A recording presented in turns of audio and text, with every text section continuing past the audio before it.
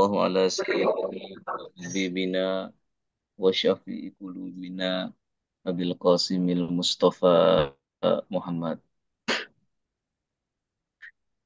وعلى آل بيته الطيبين الطاهرين وأصحابه الميامين المنتجبين أما بعد السلام عليكم ورحمة الله وبركاته. Waalaikumsalam warahmatullahi wabarakatuh. Alhamdulillah, Alhamdulillah, Alhamdulillahilladzi hadana lihadza wa ma kunna linahtadiya laula an hadanallah. Kita tidak berhenti bersyukur pada Allah Subhanahu wa taala karena segala nikmat, karunia, taufik kita masih bisa melanjutkan kajian-kajian kita, diskusi-diskusi kita, perbincangan kita tentang ayat cahayanya. Mudah-mudahan diskusi kita ini betul-betul mendatangkan cahaya dalam kehidupan kita, baik kehidupan materi maupun yang maknawi. Mudah-mudahan cahaya ini pula yang akan selalu menuntun perjalanan hidup kita, baik yang di dunia maupun yang di akhirat.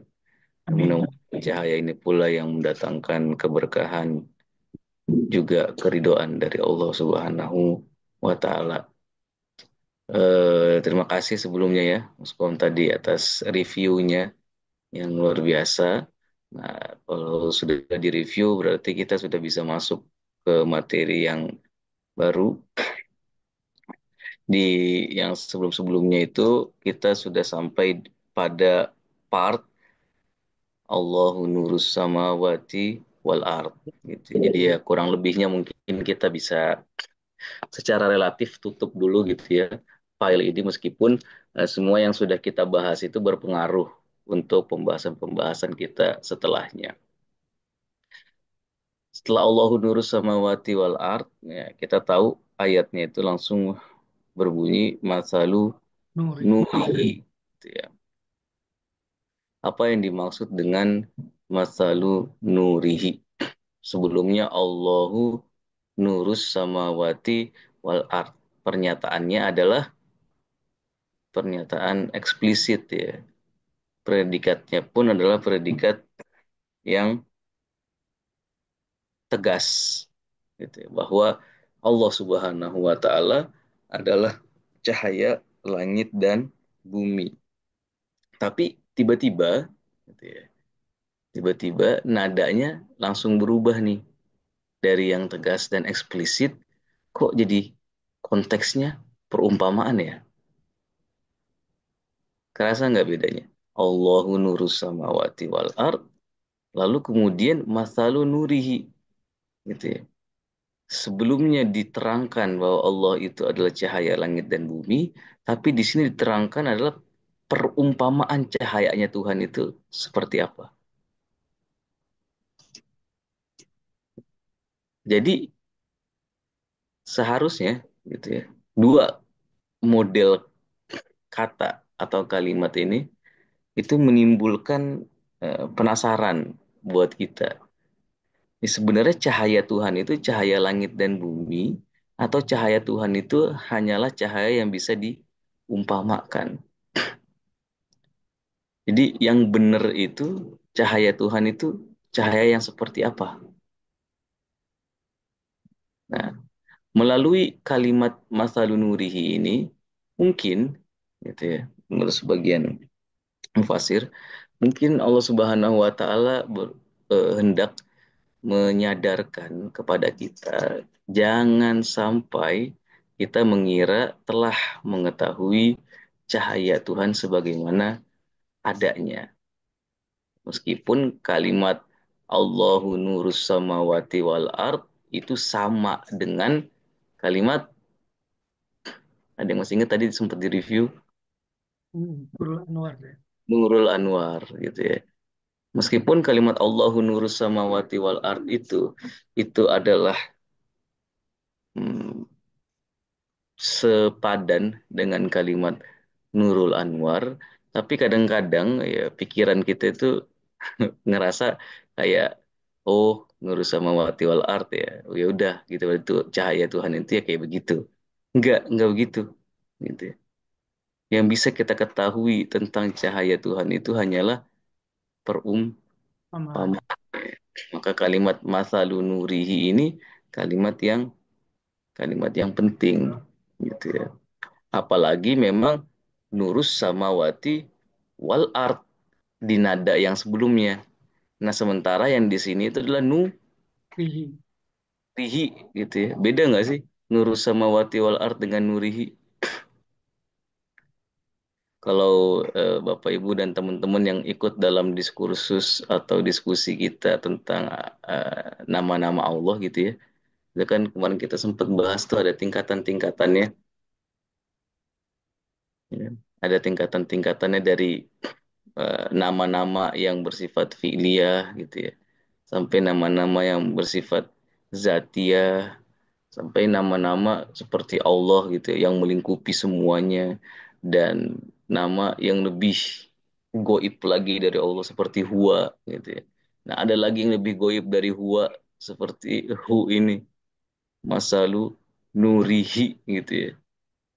Ini menunjukkan semacam struktur gitu ya, semacam hierarki dari yang paling zohir sampai yang paling goib. Gitu kan.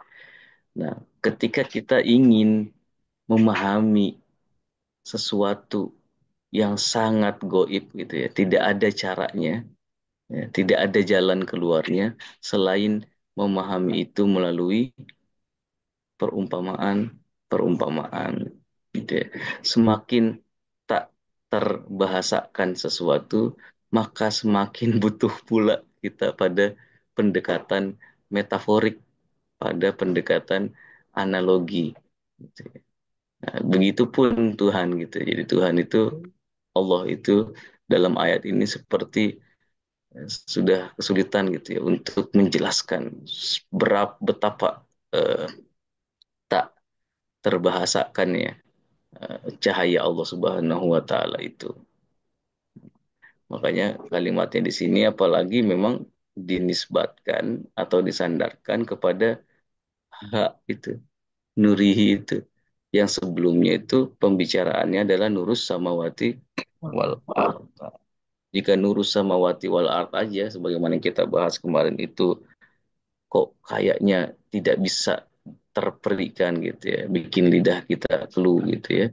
Nah, apalagi kalau kita pembahasannya itu adalah pembahasan nurihi, cahayanya Allah itu sendiri bukan cahaya langit dan bumi. Nah, itu makanya kenapa kalimatnya itu harus masalu nurihi. Jadi analogi di sini kalau kalau mungkin ada pertanyaan gitu ya, mengapa cahayanya harus dalam analogi?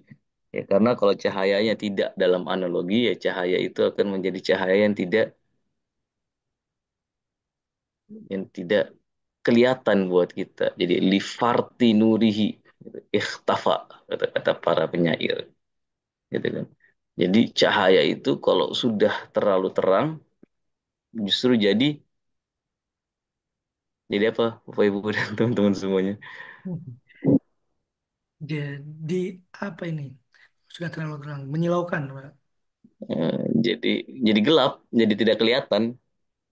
Jadi gelap, Pak. Gampang Jadi mau tidak pandang. tidak ya, jadi tidak bisa dipandang betul. Eh, ya. Ada ada yang kuat 15 menit ngeliatin matahari. Berapa sih kekuatan mata kita ngeliatin matahari gitu ya, baru cahaya yang modelnya sangat material gitu ya, apalagi cahayanya itu terus naik gitu, ultraviolet gitu ya. Di bumi di alam materi aja kan tingkatan cahaya itu udah beda-beda ya. Terus ultraviolet ntar ada yang cahayanya level sinar X gitu ya, ada cahaya level gamma dan seterusnya. Di alam materi ini aja gitu kan ada cahaya-cahaya yang tidak terlihat bukan karena dia lemah gitu, justru karena dia terlalu kuat. Jadi frekuensi mata kita tidak mampu menangkap cahaya-cahaya itu. Jadi ada hal-hal yang tidak ada hanya karena kita tidak mampu menyaksikannya. Gitu. Bukan karena dia betul-betul tidak ada. Nah Tuhan pun seperti itu gitu ya. Jadi cahaya Tuhan itu saking saking kuatnya, saking saking besarnya sampai bisa membuat kita itu tidak mampu melihatnya. Emang agak paradoks gitu ya, tapi memang logikanya seperti itu, bahwa hal-hal yang terlalu itu bi- seringkali justru menjadi tidak ada, yang terlalu dekat gitu ya, justru seperti tidak dihargai, yang terlalu gratis gratis gitu ya, seperti tidak dimaknai.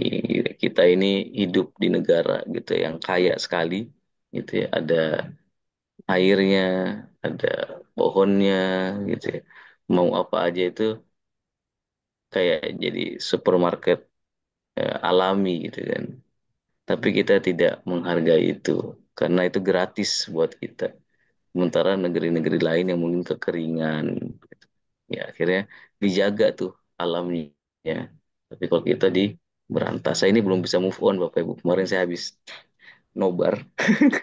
Ceritanya film tentang deforestasi, tentang pembabatan hutan gitu ya.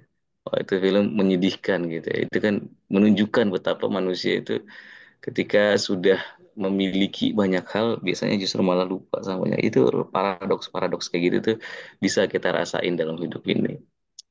Nah, dalam hal kebaikan pun seperti itu gitu. Ada orang-orang baik ya yang dia tersisih karena dia terlalu baik waktu kita kecil kan. Waktu kita kecil mungkin kalau ada yang bandel nih, jadi kalau anak-anak baik ini biasanya suka dimusuhin nih. Ini persis kejadian yang dialami sama Nabi Lut gitu dulu di hidupnya. Diejek sebagai so suci gitu kan. Ketika Nabi Lut justru menawarkan anak-anak perempuannya beliau untuk orang-orang yang ada di sekitarnya. Dikatakan mutatohirin. Mutatohirin itu orang yang pura-pura suci gitu. Orang yang so suci. Jadi ada orang-orang baik yang dia itu tersisih karena dia terlalu Baik, terlalu baik, gitu kan. Nah, ini membuat kemudian mungkin logika yang digunakan oleh Al-Quran itu harus harus dengan diksi masal itu. Jadi masalu nurihi. Apalagi memang hakikat cahaya ilahi itu kategorinya bukanlah sesuatu yang sifatnya materialistik ya, gitu ya. Nah, ini akan makin gitu ya melazimkan semacam pendekatan yang eh, metaforik, pendekatan yang tidak bisa kita peroleh dengan indera kita. Nah, terus bagaimana kita bisa menyaksikan masal-masalnya cahaya Tuhan itu? Kan cahaya Tuhan yang hakiki tidak bisa kita peroleh. Terus apakah semuanya tidak ada yang bisa kita peroleh? Nggak begitu juga.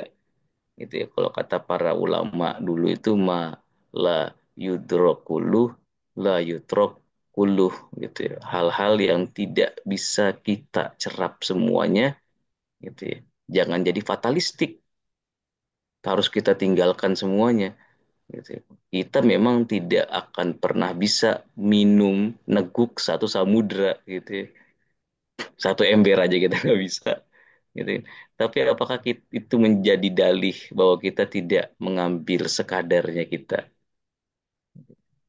Nah, jadi kalau kita tidak bisa ambil semuanya, ya kita ambil sekadar diri kita. Kalau hakikat cahaya Allah Subhanahu wa taala itu tidak bisa dan tidak akan pernah bisa gitu ya, masuk seluruhnya dalam ceruk kita gitu ya. Kenapa kita tidak ambil sesuai dengan ceruk yang kita miliki? Nah, apa ceruk yang bisa kita miliki untuk menangkap cahaya ilahi ini? Nah, ini ceruknya bukan ceruk indera gitu ya. Tapi ceruk yang lebih batin. Wadahnya itu wadah yang lain. Nah, itu yang dalam literatur para pemikir kita disebut sebagai ceruk huduri. Jadi pengetahuan kita itu Bapak Ibu dan teman-teman semuanya bisa kita klasifikasikan dalam dua jenis secara garis besar. Ada yang husuli gitu ya, ada yang huduri. Ya, huduri ini kadang-kadang juga disebut sebagai laduni. Pernah dengar istilah ilmu laduni? Istilah ilmu laduni ini istilah Al-Quran juga ya, di mana Allah Subhanahu Wa Taala memberikan ilmu kepada hamba-hambanya yang khusus gitu, min ladunna ilman, gitu kan. Jadi ada ilmu-ilmu yang sumbernya itu langsung dari sisi Allah Subhanahu Wa Taala. Ini laduni atau huduri. Nah, ada pengetahuan yang sifatnya huduri itu hadir gitu ya dari sisi Allah Subhanahu wa taala. Tapi ada pengetahuan yang sifatnya husuli. Dia itu tidak hadir. Yang hadir itu apa? Yang hadir itu adalah representasinya. Yang hadir itu adalah perwakilannya. Yang hadir itu adalah cuma eh, imitasinya gitu. Yang kita kenal dalam bahasa sehari-hari itu sebagai konsep. Jadi konsep itu Bapak Ibu dan teman-teman semuanya itu bukan sesuatu pada dirinya, tapi perwakilan dari hal yang kita ketahui. Misalnya nih, kita sekarang punya pengetahuan tentang api gitu ya di benak kita. Apakah api yang di benak kita itu sama dengan api yang ada di luar kita? Pada satu sisi sama, pada sisi lain beda. Kenapa? Karena dia merepresentasikan api yang ada di luar, tapi pada saat yang sama yang di kepala kita itu tidak membakar gitu kan. Jadi kalau dia ngebakar juga kan harusnya udah rusak kepala gitu nih, diri kita ini. Nah ini pengetahuan-pengetahuan yang kita ketahui lewat spion tuh. Jadi kalau katanya sebagian pemikir itu pengetahuan-pengetahuan dengan representasi, dengan perwakilan itu pengetahuan-pengetahuan dengan spion. Ada yang masih ingat kan dulu pendekatan apa namanya ilmu itu ada berapa tingkatan? Pendekatan yakin itu ada berapa tingkatan? Jadi ada yang iya Tiga iya, atau iya berapa? Wah, Insya Allah. Pada ingat atau di chat ya.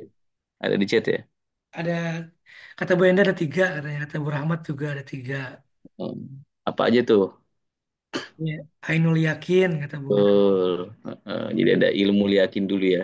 Yang Hmm. paling udah gitu kan. Ada ilmu yakin, ada akul yakin. Nah, ilmu yakin tuh ilmu-ilmu dengan representasi tuh.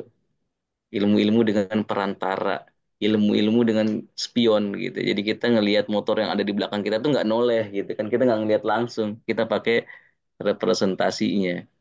Gitu ya, hidup ini sebetulnya di dunia ya. Di dunia ini kita memang hidup dengan mekanisme yang seperti itu, dengan perwakilan-perwakilan kayak gitu. Nah, dengan representasi-representasi seperti itu. Misalnya nih, Bapak, Ibu, dan teman-teman semuanya, ketika keluar rumah, misalkan ke pasar gitu ya, pulang-pulang gitu ya, itu selama di jalan dan pulang-pulang itu nggak pernah memberikan kemungkinan bahwa rumahnya itu sudah misalkan nauzubillah gitu ya, terjadi sesuatu yang tidak diinginkan, misalnya ada bencana lah atau misalkan kebakaran dan lain sebagainya. Betul nggak? Iya, betul Pak. Kenapa bisa seperti itu? Ya, karena kita punya representasi itu di pikiran kita bahwa ini sebagaimana sebelumnya itu oke gitu, maka nanti akan tetap Baik baik-baik juga. aja gitu kan. Nah, ini kekuatan representasi nih. Kita bisa membayangkan itu s- berjalan sesuai dengan apa yang kita pikirkan sebelumnya. Padahal yang hakiki itu bisa jadi sangat berbeda. Ya, ini namanya kekuatan representasi. Kita bisa mengetahui api meskipun tidak melihat api, ya kan? Kita bisa mengetahui api melalui asapnya. Jadi asap itu adalah representasi dari api. Tapi emang sama api sama asap. Film deh, film yang kita tonton itu kan pengetahuan representasi gitu ya. Meskipun siarannya siaran langsung gitu ya. Ya, apalagi yang siarannya non langsung gitu. Itu kita tetap tidak melihat itu secara langsung. Misalnya kita nonton di stadion misalnya. Beda gitu ya sama yang kita nonton di televisi atau yang kita nonton melalui ulangan gitu ya. Bahasa pun seperti itu. Jadi bahasa ini adalah representasi buat buat realitas, buat hakikat, gitu kan. Jadi ada bahasa, ada makna, gitu ya, ada Realitas. realitas. Nah itu level-level yang makin dalam itu makin tanpa representasi itu. Jadi bahasa itu representasi buat makna, gitu ya. Makna ini, ya, makna ini adalah representasi buat realita, gitu kan. Nah, hmm, makna yang kita maksud itu kayak konsep-konsep itu, gitu loh. Jadi tiga level ini adalah level representasi. Maka kata-kata itu juga tidak betul-betul mewakili apa yang ada dalam realitanya, gitu ya. Maka ketika dikatakan mathalu nurihi, ya udah sudah tepat, gitu ya. Itu karena memang ini alamnya alam kata-kata, gitu. Kadang-kadang kita juga kesulitan kan untuk menjelaskan pepaya, gitu ya, yang sangat manis pada orang-orang, gitu ya, yang tinggal di iklim non tropis.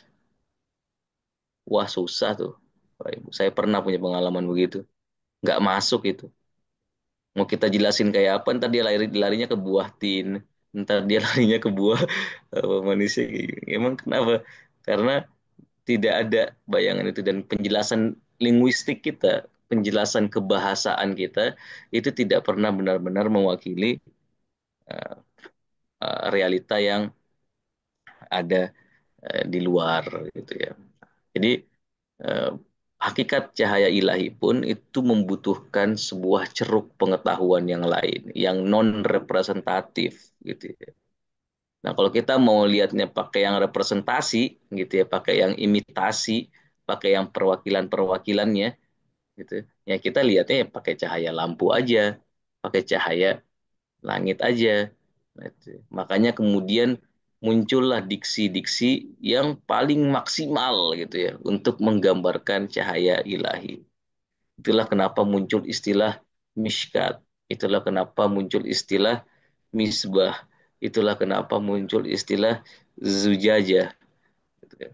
Nah, ini semuanya untuk menggambarkan, gitu ya, menggambarkan sebaik mungkin, ya kan, karena gambar itu juga perlu, kalau mau merepresentasikan, gitu ya, gambar itu juga perlu pada ya estetika, gitu kan. Nggak semua gambar itu kan merepresentasikan dengan baik, gitu ya. Ya, misalnya satu objek bisa digambar beda-beda, gitu ya, modelnya bisa digambar kalau sama anak-anak jadi bentuk lain, sama orang dewasa jadi bentuk yang berbeda pula, gitu ya. Makanya bahkan gambar dari zaman dulu, gitu ya, foto misalkan nih, foto zaman kamera, ah, apa zaman dulu kita tuh nggak sebut merek kali ya, sama foto di zaman sekarang, gitu kan, belum lagi ada tingkatan-tingkatannya, gitu ya, belum lagi ada akselerasi apa, amplifikasi amplifikasinya, gitu kan, itu kan tingkatan penggambaran, gitu ya. Nah penggambaran itu juga punya tingkatannya tersendiri, gitu ya. Jadi meskipun cahaya ilahi itu hanya bisa hakikatnya dirasakan, gitu ya. Meskipun cahaya ilahi itu pada dirinya hanya bisa diketahui melalui jenis-jenis ilmu laduni atau huduri itu, tapi ada cara-cara representatif, gitu ya, yang baik, gitu ya. Ada cara menggambarkan yang indah. Nah, ini yang berusaha disampaikan oleh Allah Subhanahu wa taala melalui pilihan-pilihan kata yang akan kita bahas setelahnya. Mulai dari miskat sampai zujajah, begitu juga syajaroh mubarakah, gitu ya. Dan juga la syarqiyah wala gorbiyah. Gitu kan. Itu caranya Allah Subhanahu wa taala untuk membahasakan hakikat cahaya dirinya, gitu loh. Caranya Allah Subhanahu wa taala untuk menggambarkan dengan indah seperti apa sih ya, cahaya dirinya itu. Kita next ya. Kita maju nih. Maju. Karena katanya Mas Kom nanti supaya selesai sebelum bulan Ramadan. Nggak Bismillah kerasa Ustaz. ya. Ya nggak kerasa kita bentar lagi udah ketemu. Mudah-mudahan panjang umur kita semuanya bisa bertemu lagi dengan bulan Ramadan, bulan yang dinantikan kedatangannya gitu kan. Dan diratapi kepergiannya. Mudahan kita semuanya panjang umur dan diberikan kesehatan untuk bisa bertemu lagi dengan bulan Ramadan nanti. Kata berikutnya setelah Masalu Nurihi itu, ya kan, kamishkatin itu udah masal ka gitu ya, masalu nurihi kamishkatin. Jadi perumpamaan eh, perumpamaan cahayanya Allah itu atau cahayanya hu itu gitu ya. Ini saya sengaja pakai istilah ini ya. Ini cahayanya Allah atau cahayanya hu gitu ya. Itu seperti ini, udah perumpamaan seperti ini kan penekanan berarti ya. Jadi perlu ada reduksi yang luar biasa besar gitu. Jadi kalau kita kadang-kadang ada di tengah hutan gitu ya, betul kan? Bahwa itu kayaknya nggak kelihatan tuh ujungnya di mana hutannya. Tapi kadang-kadang bisa di rubah skalanya gitu. Dirubah skalanya jadi kayak bentuk peta gitu kan. Justru bisa jadi hutan yang kita tinggal itu jadi sangat kecil Yo. gitu kan. Atau misalkan pernah nggak sih lihat video manusia misalkan di bumi terus bumi di antara tata surya gitu, tata surya di antara galaksi lain dan terus makin makin galaksi jadi kita tuh makin nggak kelihatan gitu kecilnya ya. Nah, ini sedang dikali lipat gitu skalanya ya, keadaannya kurang lebih seperti itu, masa lunurihi kak gitu, jadi udah ada misalkan dua kali zoom out di sini gitu ya. Jadi dari cahaya Tuhan yang sangat besar gitu ya, masa lunuri di zoom out, diperkecil. Nah sekarang kak lagi diperkecil lagi gitu loh. Gitu kan. Nah hasil reduksinya apa gitu ya? Hasil reduksinya adalah pertama cahayanya Allah Subhanahu Wa Taala itu seperti miskat. Apa yang dimaksud dengan miskat? Pernah dengar nggak istilah miskat, Bapak Ibu dan teman-teman semuanya?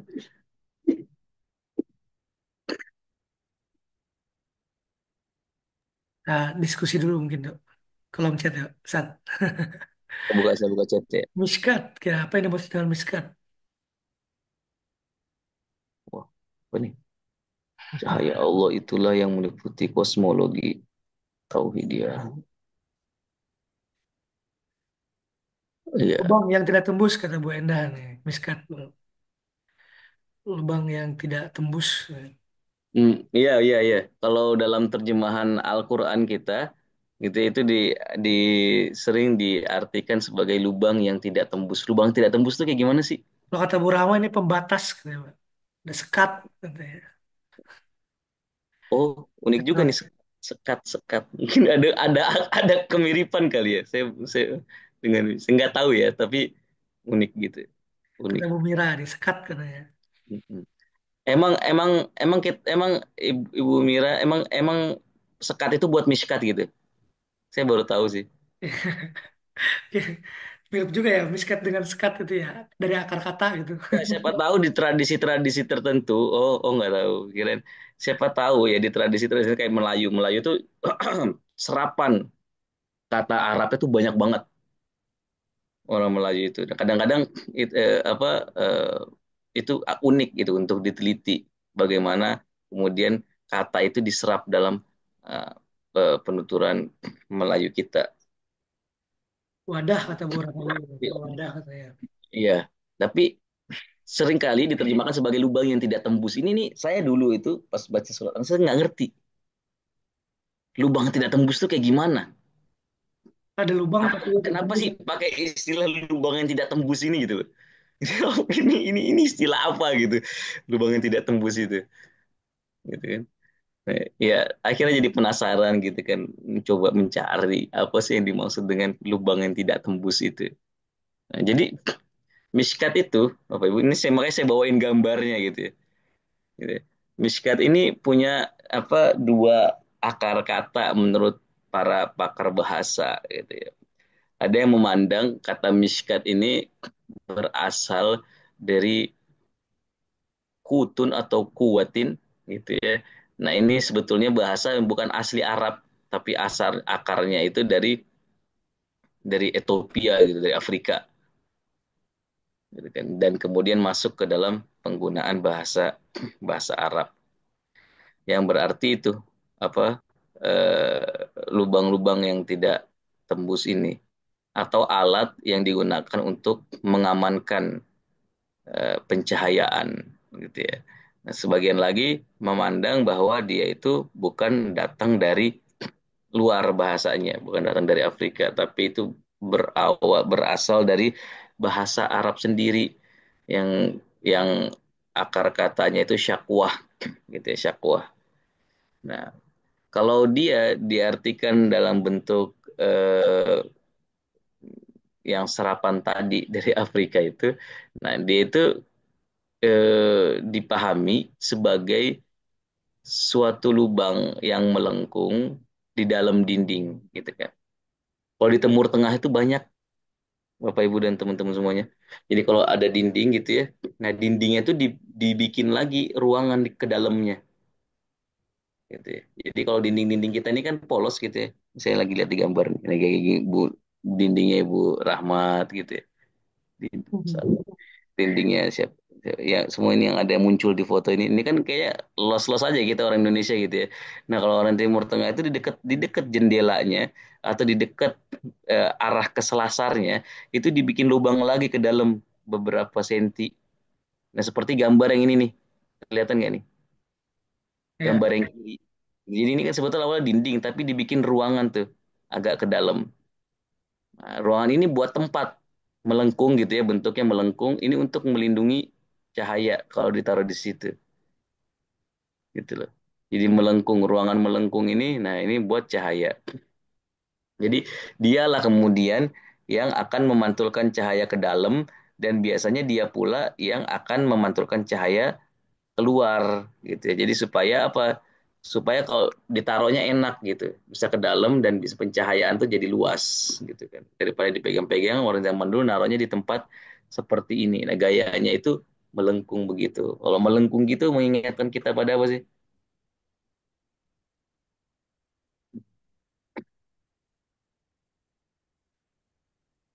Saya lupa buka kolom chat.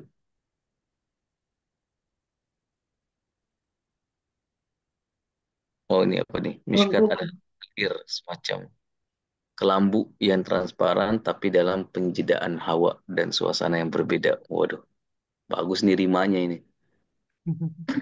Haris Budi Uncahyo. Ya. Wah, mengingatkan kita pada kuburan. Ya. Nah, Melengkung ini kalau ulama kita melihat lengkungan kayak gini, mereka ingat sama rongga dada. Makanya salah satu penggunaan miskat itu menurut sebagian ahli bahasa itu adalah metafora untuk rongga dada juga.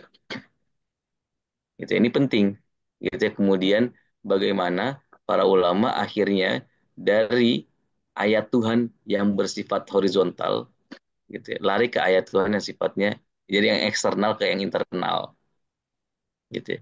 Dari sebuah tanda yang ada di ufuk gitu ya, mereka lari ke sebuah tanda yang ada di anfus. Kalau istilah Bapak atau Mas Haris Kuncohyo tadi gitu ya, dari jagat yang makro ke jagat yang mikro. Dari mikrokosmos dari makrokosmos kemudian ke mikrokosmos dari pola lengkungan ini yang mirip dengan pola rongga dada kita di mana di dalam rongga dada kita ada kalbu begitu ya. Itu kan penciptaan kita tuh mirip gitu dengan model miskat dan misbah. Kamishkatin fiha misbah. Jadi hmm, rongga dada kita di dalamnya ada kalau gitu ya. Ada melengkung dan situ ada pelita gitu loh. Jadi bentuk yang paling lahiriahnya pun adalah bentuk yang paling lahiriahnya itu adalah bentuk miskat dan misbah gitu. Bentuk yang paling lahiriah dalam pola diri kita pun seperti itu. Seperti polanya miskat dan misbah gitu ya. Bahwa miskat itu adalah level terluar dari dalam diri kita, gitu ya, yang disebut sebagai sodr. Masih ingat ya, afaman syaraha sodrohu lil Islam bahwa ala nurin min robbihi, ayat yang kemarin sempat kita bahas. Jadi tanda-tanda orang yang memiliki cahaya ilahi itu adalah orang yang sodernya itu jadi luas. Alam nasroh laka Waduh. sodrok, gitu kan. Syarhus sodr, syarhus sodr ini penting, gitu. Jadi lengkungannya tuh luas, dan luas sedemikian rupa sehingga tidak membuat cahaya itu jadi tembus, jadi sia-sia, gitu. Lubang yang tidak tembus itu maksudnya begitu. Jadi saya berusaha memahami kenapa kok ngotot gitu ya dimaksud dengan lubang yang tidak tembus ini gitu. Jadi lubang yang tidak tembus itu maksudnya jadi cahayanya itu ter apa nggak bocor gitu. Nah kita ini hidup kadang-kadang ya sudah beramal baik gitu ya, tapi kantongnya bocor. Jadi kita isi gitu ya, tapi bocor gitu. Nah bocornya ini beda-beda gitu ya. Ada yang bocornya besar gitu ya, ada bocor halus gitu ya. Ada yang tipis-tipis tapi tidak terasa gitu ya. Amalan kita pun seperti itu. Kan kadang-kadang kita berbuat baik itu kadang disebutkan ganjarannya itu apa? Misalkan satu kali tasbih 70.000 pohon di surga. Itu benar gitu ya. Tapi satu perbuatan kita gitu bisa jadi hukumnya seperti bom atom ini. 70.000 pohon gitu ya, kita kirimin bom atom setiap saat gitu kan. Wah, akhirnya apa? Hancur lebur lah taman yang sudah kita bikin Waduh. itu. Itu jadi perbuatan baik kita perlu ada miskatnya gitu supaya nggak bocor. Perbuatan baik kita itu perlu di dibuatkan kerangkanya, rongganya supaya dia aman. Kan rongga dada ini, ya kan? Oh ini saya berharap sebetulnya di sini ada. Ya, kalau ada yang mau sharing silakan. Itu dalam penjelasan-penjelasan biologis itu kan luar biasa. Dibikin secara mendekati mukjizat gitu bentuknya dan kekuatannya. Gitu ya. Ketahanan rongga dada ini kalau misalkan ketahanannya tidak terukur gitu ya, Bapak Ibu misalkan kebentur apa gitu ya, yang kena itu langsung jantung gitu. Jadi perlu ada pengamannya. Mishkat itu mengamankan misbah itu. Rongga dada itu mengamankan jantung itu. Soder itu adalah pertahanan terluar untuk yang namanya kalbu. Kan tingkatan batin kita gitu ya. Dari soder kemudian kalbu, kemudian naik terus ke jiwa, ke akal, dan terus naik sampai ke level-level yang paling paling batin gitu kan. Jadi miskat itu ketika konteks itu seperti sesuatu yang melengkung itu memiliki kemiripan dengan alam internal yang ada di diri kita. Nah, dia fungsinya itu untuk melindungi cahaya. Nah, miskat ini kalau kita artikan dalam bentuk serapan dari Afrika juga seringkali dipahami sebagai bentuk kotak panjang yang melindungi cahaya yang ada di gambar kanan. Nah, kalau ini lebih sering lah ya. Dan ini kadang-kadang di Indonesia mudah tuh untuk kayak lampu-lampu minyak zaman dulu itu kan. Cuman memang tidak seestetik di sana gitu ya. Lampu kita juga ya estetik juga mungkin buat mereka kali ya. Lampu-lampu minyak kita itu loh yang kan pasti sering. Saya masih ngalamin sih dulu gitu. Ya, Bapak Ibu pasti lebih banyak pengalaman sama lampu, lampu minyak ini. Nah, ini yang melindungi si lampu minyak ini, gitu ya. Yang melindungi si lampu minyak ini yang disebut sebagai miskat, gitu ya. Yang dia itu nggak boleh ada lubang-lubangnya. Jadi lubang yang tidak tembus ini, yang dalam terjemahan Depak itu bisa dimaknai dalam dua konteks ini. Bisa dimaknai sebagai sebuah lengkungan yang menjaga api, apa cahaya gitu kan, atau bisa dipahami sebagai sebuah kotak frame yang melindungi dia supaya tidak kena angin. Intinya spirit dari miskat itu adalah melindungi Cahaya. cahaya. Apa Ibu? Sebagian lain meyakini gitu ya kata miskat ini berasal dari syakwah. Syakwah itu apa sih? Ini ashku. basi wa huzni gitu ya. Kalau dalam penuturan Al-Quran. Jadi nabi-nabi Allah itu kalau lagi ngerasa galau gitu ya, lagi ngerasa susah, lagi ngerasa sulit hidup ini, mereka mengadunya itu hanya kepada Allah Subhanahu wa taala. Gitu kan. Nah, itu yang disebut syaka, syaka yashku gitu ya. Itu artinya mengeluh, mengadu, bukan mengeluh, ini saya salah pilih bahasa. Mengadu itu lebih tepat gitu ya. Jadi sebagian meyakini miskat itu asal katanya itu adalah syakwa. Dan syakwa itu mengadu. Apa hubungan mengadu dengan miskat yang ada dalam ayat cahaya ini kalau dia diartikan sebagai mengadu?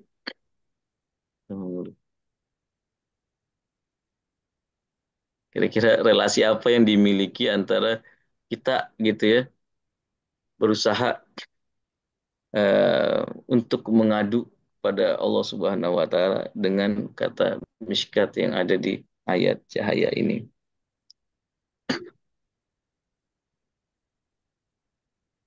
Mungkin ada yang bisa kasih pandangan. Agar tidak curhat ke manusia, kata Bu Mira. Agar tidak bocor keluar.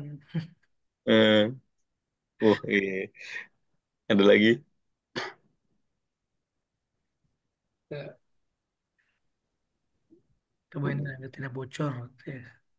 Iya, jadi kata syakayasku itu itu yang berarti mengadu itu memang secara linguistik adalah ini kebalikan ya, ini kebalikan dari yang sebelumnya justru. Jadi kata syakayasku itu justru eh, artinya itu sesuatu yang tidak bisa menampung. Kalau yang sebelumnya miskat itu sesuatu yang menampung dan apa namanya membatasi dan menjaga gitu. Tapi kalau kata syakayas kita itu mengadu ketika kita udah nggak sanggup gitu kan. Kita itu perlu curhat gitu ya. Kenapa? Karena kerasanya kayaknya udah penuh banget sehingga harus diluberin, sehingga harus diceritakan.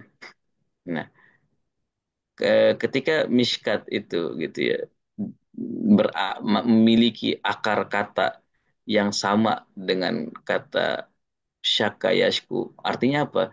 Sebetulnya miskat ini adalah level di mana cahaya itu meluber. Ini adalah level di mana cahaya itu kemudian bocor. Lihat 180 derajat ya artinya. Dan saya berusaha menggunakan pendekatan linguistik ini karena akhirnya menimbulkan dua macam penafsiran meskipun itu tidak bertentangan gitu ya. Tapi yang satu gitu ya memiliki logika bahwa itu tidak tembus dan terjaga dengan rapat, yang satu memiliki logika justru itu adalah momen ketika cahaya itu meluas gitu loh. Jadi yang satu mengandung itu miskat itu adalah momen di mana cahaya itu terkumpul dan tidak bocor gitu ya dan tidak hilang. Yang satu justru momen di mana cahaya itu mulai hilang. Ya kan? Di level miskat itu ada level beda sama level misbah. Misbah itu cahaya terang banget, tapi pas sudah ada di miskat gitu ya, cahaya itu sudah mulai memudar, gitu kan. Ini sebetulnya tidak tidak bertentangan ya. Jadi ini cuma perbedaan sudut pandang aja. Gitu ya. Kadang-kadang kita bisa melihat aspek menjaganya, gitu ya. Kadang-kadang kita bisa melihat aspek meluasnya. Saya ulangi ya. Kadang-kadang kita bisa melihat aspek menjaganya, kadang-kadang kita bisa melihat aspek meluasnya, aspek bahkan memudarnya. Jadi dari kata mishkat ini memiliki kemudian banyak dimensi gitu. Jadi mishkat itu pada saat yang sama dia menjaga, di pada saat yang sama juga dia sebetulnya sedang menyebarkan cahaya. Pada saat yang sama dia mengumpulkan, pada saat yang sama dia memudarkan juga. Gitu. Nah, paradoks ini ada dalam diri mishkat itu. Jadi si mishkat inilah yang kemudian akan mendatangkan dan akan menjaga dan juga sekaligus membuat cahaya itu makin makanya kalau lihat di gambar ini gitu ya ada sisi-sisi yang gelap tuh, ada sisi-sisi yang terang gitu kan. Itulah level di mana cahaya itu datang dari intensitas yang paling tingginya sampai ke intensitas yang paling gelapnya. Bahkan bayangan-bayangan yang kita lihat itu adalah cahaya itu juga. Jadi bayangan itu tidak ada realitasnya. Bayangan itu adalah kelemahan cahaya. Definisi bayangan itu adalah kelemahan cahaya. Bahkan definisi kegelapan itu adalah kelemahan cahaya itu. Jadi kegelapan pun sebetulnya ada cahaya yang saking saking lemahnya intensitasnya gitu ya. Itu sampai dia itu disebut sebagai kegelapan gitu.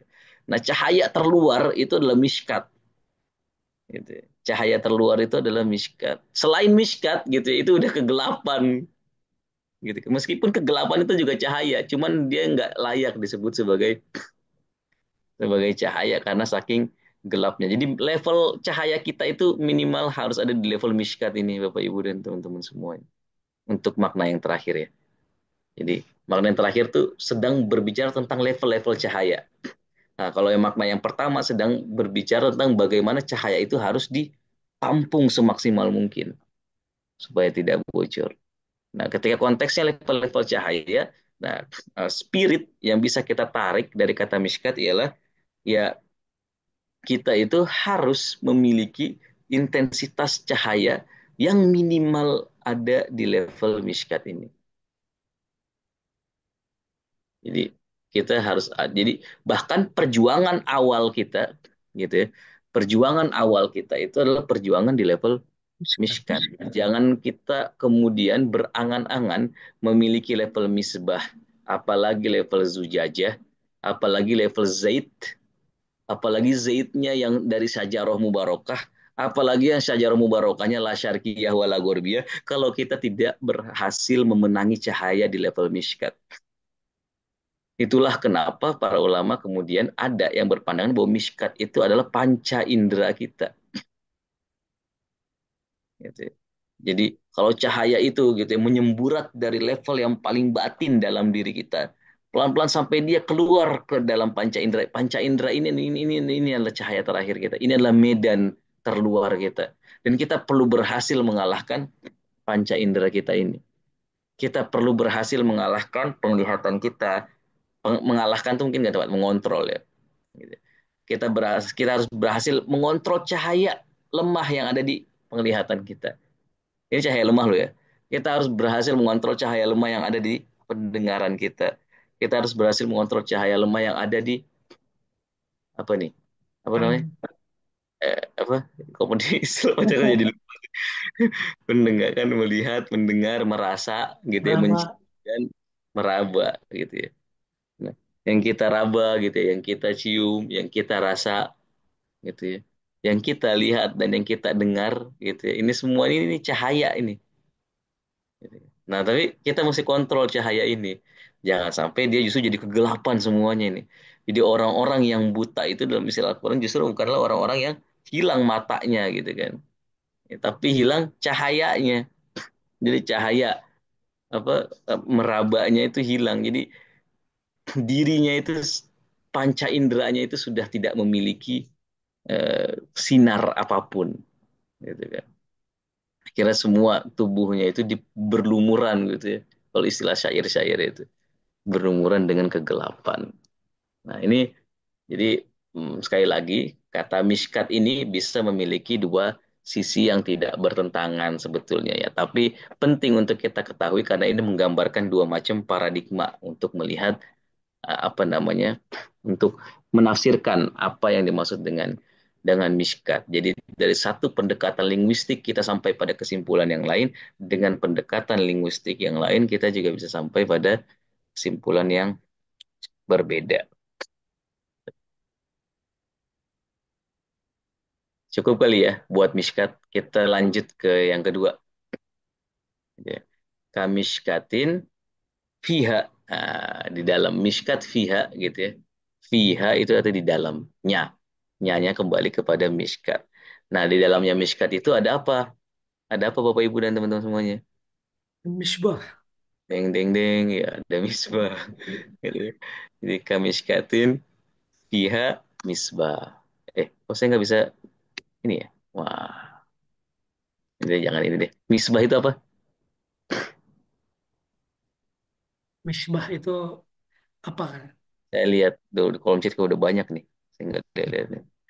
Belum, Oh, belum ada yang menjawab oh Mas misbah. Haris ya, Mas Haris banyak kasih ini nih. Lampu, pelita, cahaya kolbu, lampu, lampu, lampu katanya. Wah, misbah. Di dalam miskat ada lampu. Ya.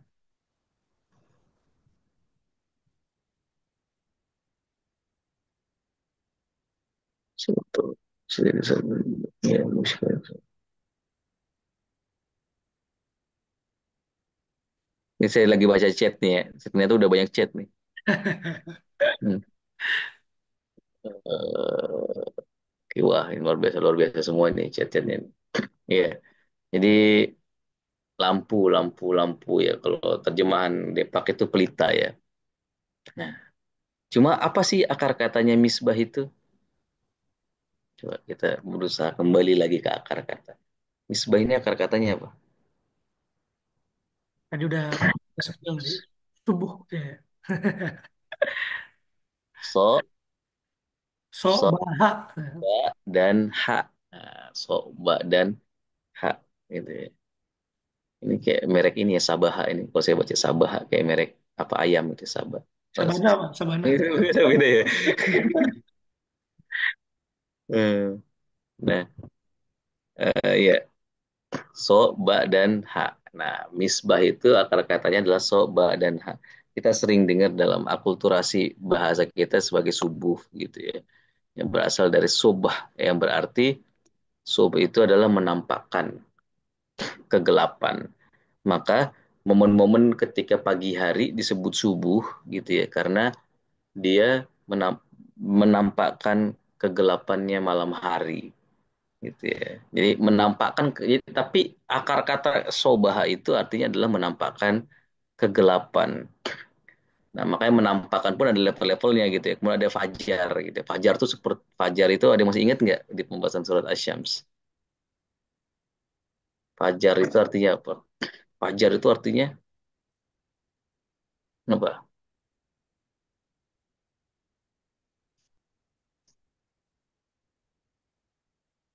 Ada yang ingat nggak apa yang dimaksud dengan fajar di surat Asy-Syams? Fa'alhamaha, betul. Siapa nih? Ibu Fitri, betul. Betul. Merobek gitu ya.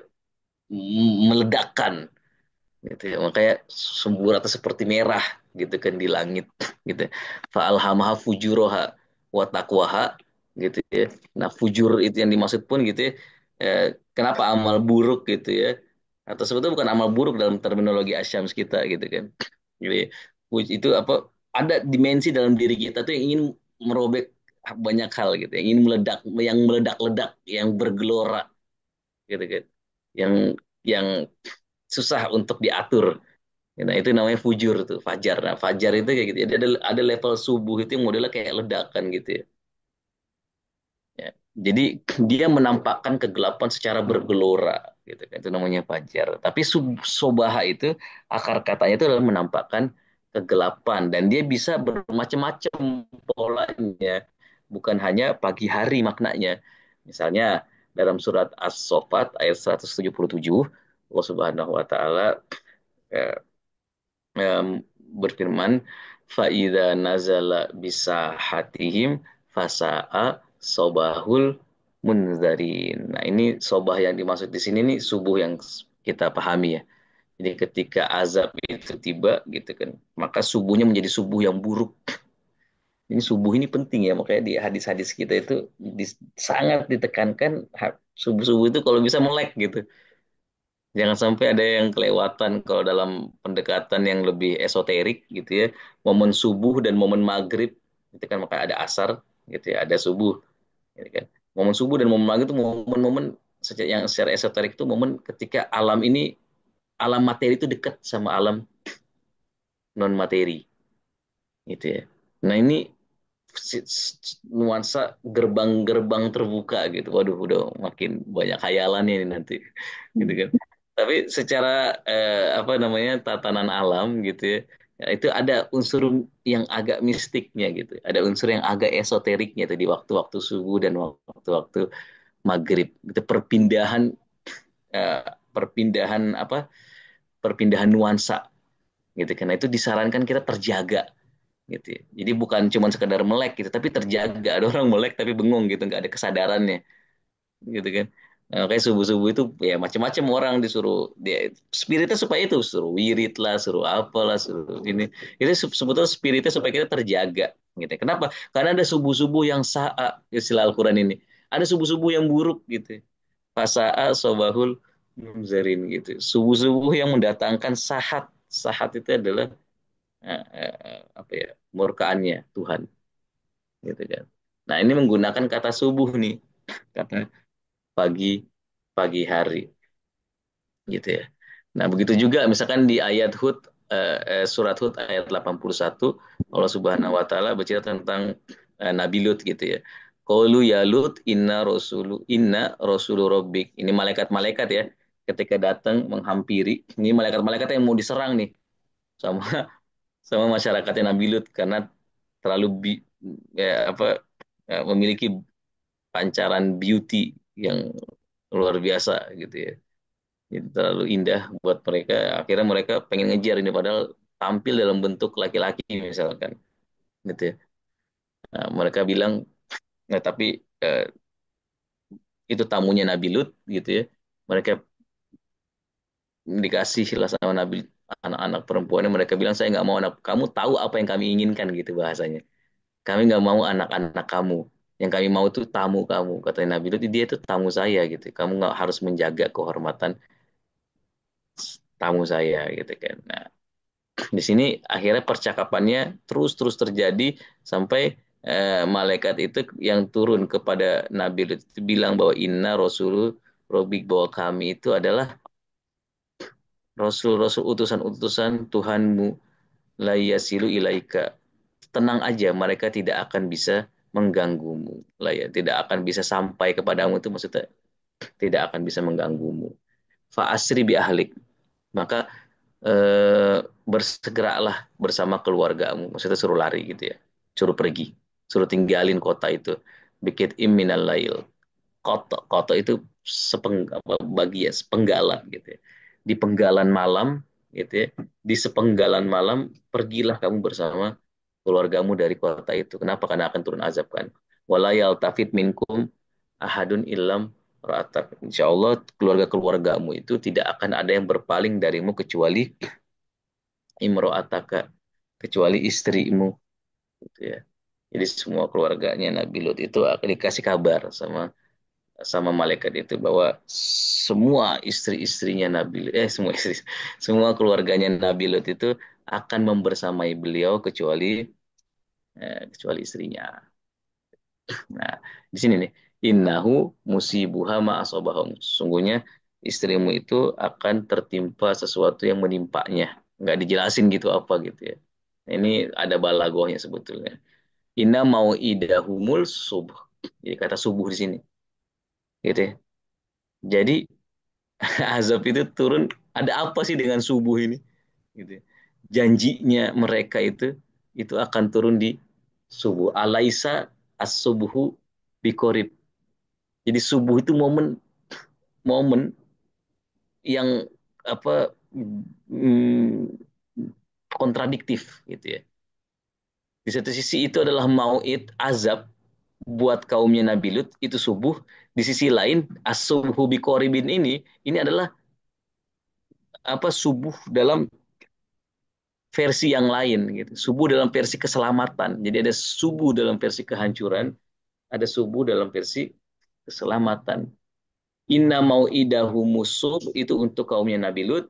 Alaisa subuhu biqoribin itu adalah untuk Nabi Lut. Ya. Bukankah subuh itu telah dekat? Ya nggak mungkin kalau itu azab itu kemudian kita mengharapkan apa namanya sesuatu sebagai hal yang dekat gitu kan. Kita tuh pengen nanti-nanti kapan sih kejadian itu ketika itu suatu nikmat ya kan. Ketika kita lagi nungguin orang misalkan gitu ya yang atau keluarga kita gitu ya, sanak famili kita mau datang ke kita nggak nyampe-nyampe gitu ya. Ya. Bukankah dia sudah dekat gitu ya? Itu baru kata-katanya pas tuh. Katanya dari tadi udah OTW, OTW, OTW, OTW, GTW dong saya gitu. Di iklan. Ya kan? Nah, digaransi ya. Jadi alaisa suhu bikoribin ini maknanya tuh kayak gitu gitu. Jadi bukankah itu seharusnya sudah datang gitu ya. Jadi udah malam nih kan kit in minal lail. Gitu ya. Ditungguin gitu. Nah, ini subuh yang menyelamatkan gitu. Tapi ada kan gitu ya, bukan dinantikan. Jadi ada subuh yang dijanjikan, ada subuh yang dinantikan. Subuh yang dijanjikan itu untuk orang-orang yang tidak berharap, subuh yang dinantikan itu untuk orang yang berharap gitu ya. Jadi subuh ini penting gitu ya. Peristiwa di mana kegelapan itu akan menjadi apa? Akan menjadi terang gitu. Kebatilan itu akan menjadi nampak gitu ya. Maka subuh yang kita kira pun itu bukan sekedar subuh ketika matahari terbit gitu ya. Dalam logikanya Al-Qur'an ada sesuatu dalam subuh ini. Ketika keburukan itu muncul, ketika kebatilan itu tampak. Gitu. Jadi penggunaan Al-Qur'an terhadap subuh pun bukan sekedar matahari yang terbit, tapi nampaknya kebatilan, nampaknya keburukan. Ya. Jadi misbah itu, gitu ya. Misbah itu artinya apa? Itu lebih dari sekedar itu ya, cahaya, tapi sesuatu yang bisa menampakkan kegelapan. Makanya dalam surah At-Tahwir unik gitu ya. Subuh itu bahkan bernafas. Wasubhi idza Nafsu. tanafas. Jadi seolah-olah gitu malam hari itu adalah momen di mana dia itu kehabisan napas gitu. Dan baru ketika subuh tiba dia bisa bisa keluar dari cengkeraman malam hari, bisa keluar dari apa namanya eh, situasi sesak di malam hari. Jadi subuh itu adalah momen ketika kayak kadang-kadang kita kalau keluar rumah gitu ya subuh-subuh tuh kayak enak gitu ya bernapas. Yang bernapas itu bukan cuma kita. Yang bernapas pertama kali itu ada si subuh itu. Ini apa subuh ini kan gitu pertanyaan. Jadi subuh itulah yang kemudian bernapas. Subuh itu yang kemudian keluar dari kegelapan. Subuh itu yang kemudian menyeruak dari momen ketersesakan. Wasubihi ida ida tanafas. Gitu kan. Jadi subuh itu pada dirinya dia itu bernapas.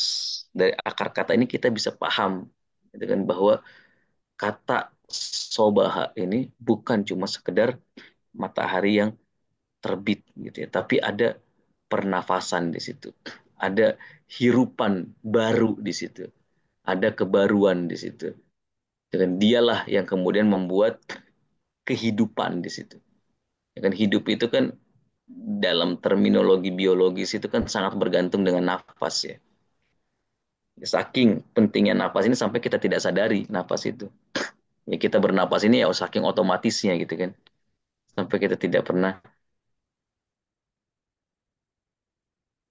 Makanya ada sebagian apa ulama itu amalannya itu adalah menghayati nafas aja. Ya. Nafas yang masuk, nafas yang keluar gitu. Itu berusaha untuk direnungi gitu kan. Kenapa? Karena penting gitu. Dan di sini terminologi Al-Qur'annya itu yang bernapas itu adalah subuh gitu kan. Ya. Jadi subuh itu adalah tentang kehidupan. Nah, misbah pun begitu. Gitu. Mishkat yang di dalamnya ada misbah. Ya, mishkat itu sebetulnya tidak punya apa-apa. Yang memiliki nafas, gitu, izatan nafas. Yang memiliki kehidupan, yang memiliki cahaya itu adalah misbah. Jadi akar kata subuh ini tepat untuk misbah. Gitu. Jadi lampu disebut sebagai misbah karena memang pelita disebut dengan kata misbah karena memang kata sobah itu artinya begitu. Gitu. Nah, makanya bahkan langit-langit ini dihiasi dengan masobih. Fakodohunna sab'a samawat. Kalau langit itu ada 7 gitu kan. Dan diciptakan dalam 2 saat. Wa auha dan Allah kemudian mewahyukan kepada setiap gitu ya. Fikuli samain amroha. Ini yang kemarin kita bahas. Kenapa kemudian Al-Quran itu konsisten seringkali menggunakan kata sama itu dalam bentuk jamak, atau kalaupun tunggal ada kata kulnya. Jadi seluruh sama, seluruh langit. Jadi langit-langit ini alam yang memang sangat bertingkat gitu kan. Dan Allah Subhanahu wa mewahyukan perintahnya gitu, tugasnya kepada langit-langit itu. Dan uniknya gitu, sampai harus apa namanya, disampaikan bahwa wazayyana as-samaa ad-dunya bimasobih gitu ya. Kan ada wahyu nih kepada langit, wahyu tentang tugas-tugas mereka. Seolah-olah tugas-tugas mereka itu tidak bisa dilaksanakan kalau tidak ada masobih itu. Jadi pas untuk langit yang dunia, gitu ya, Allah menciptakan beberapa misbah di situ. Gitu. Untuk langit dunia ada yang bilang itu kaukab, bintang-bintang, ada yang bilang itu adalah matahari, ada yang bilang itu. Jadi misbah untuk setiap alam itu beda-beda. Jadi segala sesuatu itu ada misbahnya. Diri kita pun begitu, ada misbahnya. Orang yang makrokosmos aja ada misbahnya, bagaimana dengan yang mikrokosmos? Ayat Tuhan itu kan selalu beriringan, yang kemarin kita bahas gitu, zaujaini, gitu kan, selalu berpasang-pasangan. Gitu ya. Kalau ada misbah yang ada di luar, maka ada misbah yang di dalam diri kita. Dan misbah ini, gitu ya, diberikan apa hifznya, itu diberikan pengamannya, gitu. Jadi Allah Subhanahu Wa Taala menghiasi langit ini itu dengan misbah, dan bersama misbah itu ada hifznya, ada penjaganya. Coba lihat kesesuaiannya ayat dengan ayat-ayat yang lain. Jadi Al-Quran itu saling menafsirkan satu sama lain ayat-ayatnya. Di ayat cahaya pun begitu. Ada misbah harus ada miskatnya. Langit dunia pun ada masobih, harus ada hifzonnya, penjaganya. Gitu. Ada macam-macam lah. Ada yang menafsirkan atmosfer lah, ada yang menafsirkan itu sebagai orbit lah, ada yang menafsirkan macam-macam. Yang jelas perlu ada penjaganya gitu. Yang cahaya bumi ini kalau sampai ke kita tanpa atmosfer, apa yang terjadi? Ini pelajaran biologi kita masih SD kan ya. Wah, ini nggak kebakar kulit kita ini. Di sinar matahari ini perlu melewati berbagai hifz, perlu melewati berbagai atmosfer, perlu melewati miskat-miskat supaya bisa kita akhirnya asik gitu ya, berjemur. Kalau nggak ada atmosfer, nggak ada tuh istilah berjemur. Yang ada kiamat. Dengan yang ada terbakar semuanya. Zalika takdirul azizil alim. Itulah takdirnya sang yang maha kuasa dan maha mengetahui. Bahkan kata subuh ini juga ada kaitannya persis dengan hati gitu ya. Wa asbaha fuadu ummi Musa farigon. Jadi hatinya ibunya Nabi Musa itu ketika tahu anaknya akhirnya ada di tangan yang tepat, ya, anaknya berhasil diselamatkan ketika seluruh anak laki-laki itu mau dibantai sama Firaun, ya kan, justru diselamatkan oleh istrinya Firaun, gitu kan. Maka hatinya Nabi Musa jadi subuh. Wa asbaha fuadu ummi Musa. Jadi mengalami momen subuh. Jadi penggunaan Al-Quran terhadap kata subuh itu bukan cuma sekedar ketika momen matahari itu apa namanya, momen matahari eh, terbit gitu ya.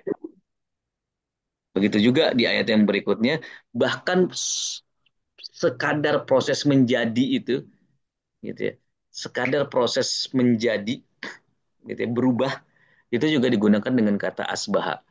Maka kata asbaha dalam bahasa Arab itu masuk dalam kata-kata yang artinya itu menjadi, seperti kata soro, yasiru, gitu kan. Nah, ya ayyuhalladzina amanu in ja'akum fasik, ini ayat yang masyhur ya. Jadi ketika ada orang-orang fasik yang datang, gitu kan, dengan suatu berita, kita punya tugas untuk memverifikasi, fatabayanu, gitu kan, supaya kita tidak termasuk dan terperangkap dalam kebodohan. Fatus bihu ala mafa'altum.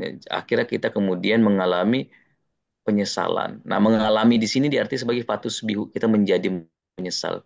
Ini kata subuh di sini akhirnya prosesnya itu bahkan digunakan juga untuk sekedar kata menjadi, karena berubah kan, awalnya kan kayak gitu, menampakkan gitu ya.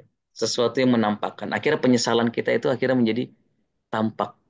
gitu ya. Karena kebodohan kita tidak memverifikasi gitu.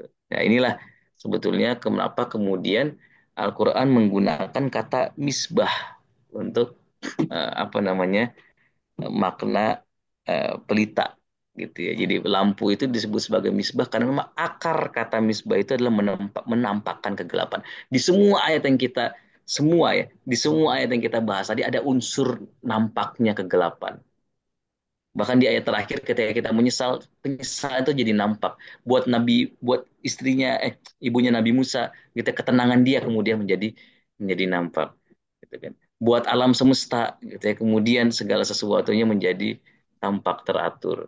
Untuk apa namanya pagi hari gitu bernafas gitu ya, maka nah baru nafas itu baru nampak ketika momen subuh hari gitu ya. Dan semuanya itu gitu. Jadi itu yang menampakkan kegelapan itu disebut sebagai misbah. Tapi apakah misbah itu bisa berdiri sendiri? Nah, itu yang akan kita bahas di pertemuan berikutnya tentang az-zujajah dengan kata zaid. Itu yang mudah-mudahan eh, bermanfaat. Mudah-mudahan saya bisa menyampaikan materi ini dengan eh, ya relatif bisa dimengerti. Mohon maaf jika ada kata-kata yang keliru. Mungkin karena saya baru lihat jam sudah jam 7 ternyata kita cukupkan dulu kajian kita dan diskusi kita pada subuh kali ini. Gitu ya. Subuh bukan dalam pengertian azan subuh ya. Kemudian pada percakapan kita di pagi hari ini mudah-mudahan mendatangkan banyak keberkahan. Wassalamualaikum warahmatullahi wabarakatuh. Waalaikumsalam warahmatullahi wabarakatuh. Syukran Ustaz. Dua kata yang luar biasa dalamnya. Miskat dan misbah. Ya, kita mudah-mudahan nanti kita resapi kembali bagaimana bisa lebih dalam lagi mengerti tentang kata miskat dan misbah ini. Oke, selanjutnya kita buka sesi untuk tanya jawab ya Ustaz Azir ya. Mungkin ada yang mau bertanya, boleh eh, gunakan emoticon ini ya, reaksi raise hand-nya ya. Atau mungkin mau di kolom chat juga tidak apa-apa.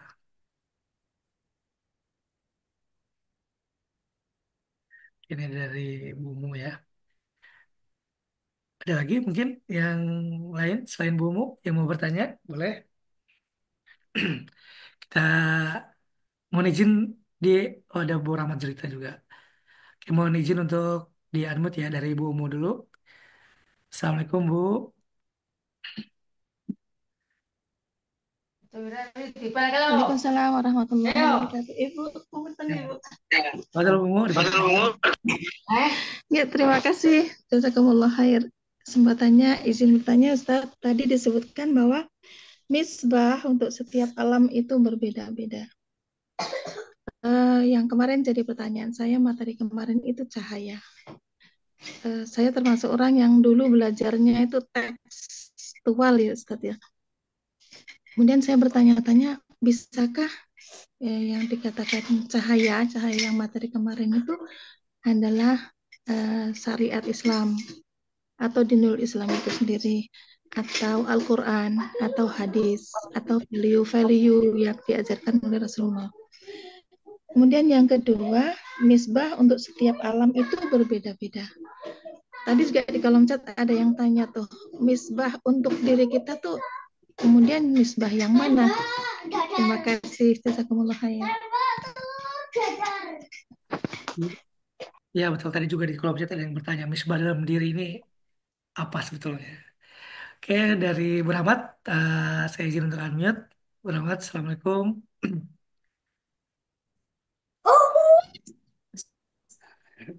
Bu Rahmat. Bismillahirrahmanirrahim. Assalamualaikum warahmatullahi wabarakatuh. Waalaikumsalam. Maaf, Ustaz, ada sedikit. Eh, di sini saya ingin menanyakan dua hal. Seperti biasa ya, saya mengungkapkannya agak sulit juga ini. Insya Allah, Ustaz Azhar mungkin bisa mengerti. Ya.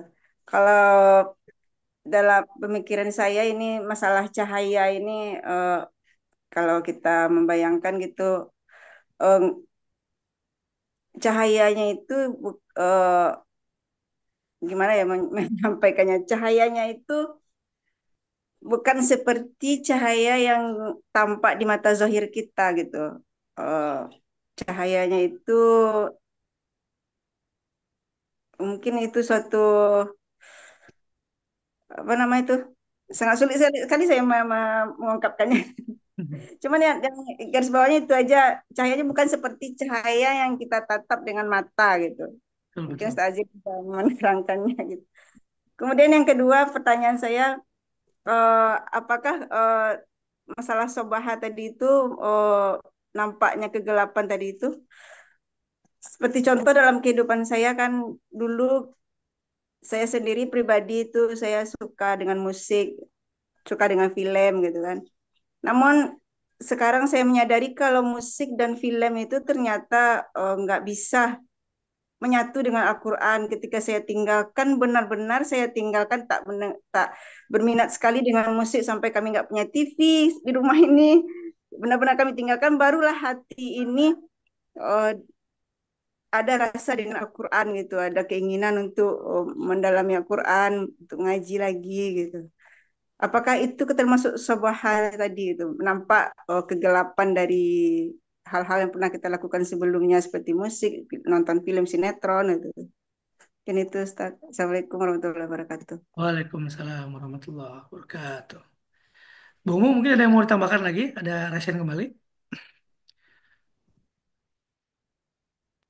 Tidak, Ustaz. Oh iya, Terima kasih. oke. Oke, mungkin langsung kita serahkan kepada Ustaz Hazir untuk memberi tanggapan dari pertanyaan-pertanyaan yang disampaikan. Tunggu dulu saat waktu dan tempat. Silakan. Ya, terima kasih atas pertanyaan-pertanyaan luar biasanya pagi hari ini. Izin mengelola dulu ya. Ya, oke. Nah, yang pertama itu terkait cahaya yang dimaksud dalam ayat ini bisa nggak sih disebut sebagai Al-Quran? Nanti kita akan ada sesi khusus tentang perspektif-perspektif ya. Jadi bagaimana para ulama kemudian nanti kita kan sekarang lagi masuk part per part ya. Nanti keseluruhannya kita coba kumpulin gitu ya. Menurut para ulama, akhirnya kemudian tuh alurnya bagaimana? Jadi sekarang kita masih ada di anak-anak sungai, nanti kita akan sampai di muara nih. Nah, nanti ada yang memang perspektif begitu, jadi Al-Quran, gitu kan. Cahaya itu Al-Quran, kemudian misbah itu adalah kalbunya siapa, gitu kan. Miskatnya itu apa. Jadi itu kita akan sampai di sana mungkin, tapi mungkin ini jangan buru-buru kali ya. Jadi kita pelan-pelan supaya masuk semuanya puzzle-nya. Nanti ketika utuh kita coba kemudian apa namanya menggabungkannya bersama-sama gitu. Jadi memang ya betul gitu ya. Jadi bisa Al-Quran memang ada yang begitu. Jadi Al-Quran itu menurut sebagai jadi yang dimaksud dengan nur di situ itu adalah jadi adalah Al-Quran dan kemudian yang dimaksud dengan misbah ini bocoran misalkan itu adalah kalbunya Nabi Muhammad gitu ya. Dan Mishkat itu adalah saudara-saudaranya Nabi Muhammad itu apa nanti ada pembahasannya. Sujat yang dimaksud di situ kemudian apa. Itu nanti akan ada di perspektif yang lain ada beda lagi yang lain. Misalkan dia nganggap itu adalah akal. Kalau akal nanti jadi bagaimana gitu ya. Eh, yang bikin Ini kajian seru ya, Pak. Ada episodenya nanti biar nggak di-spill ya. bukan tentang episode, bukan tentang episode juga supaya kita juga tidak terburu-buru gitu. Betul, betul. Saya supaya puzzle itu kokoh gitu ya dan menyatu dengan ajak buat kita gitu ya. Jadi ya itu sangat sangat sangat mungkin sih ya kalau respon saya terhadap pertanyaan yang belum. Terus misbah yang ada dalam diri kita itu misbah apa gitu ya. Nah, ini kalau ini mungkin kita bisa agak masuk nih. Jadi misbah itu kan eh, sebetulnya sumber dari apa cahaya ketika disandingkan dengan miskat gitu ya. Tapi misbah itu pada dirinya tidak bisa menerang sendiri. Kayak ke lampu minyak gitu ya. Kalau lampu minyak itu kalau minyaknya habis, kayak gitu, lampu biasa aja deh kita listrik gitu ya. Kalau tokennya habis gitu ya, dia nggak bisa ngapa-ngapain. Gitu. Meskipun jika dibandingkan dengan miskat, misbah itu adalah sumber cahaya, tapi jika dia dibandingkan dengan zait, dia itu adalah bukan munir, tapi mustanir kalau istilah orang Arab, bahasa Arabnya. Jadi dia itu bukan yang menerangi, tapi dia yang diterangi. Jika dia relasinya dengan miskat, dia itu adalah syams. Tapi jika dia relasinya dengan Zaid, dia itu adalah komar. Gitu.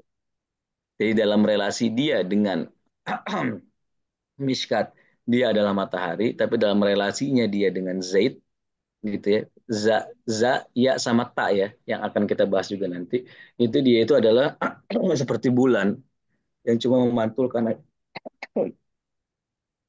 Hmm.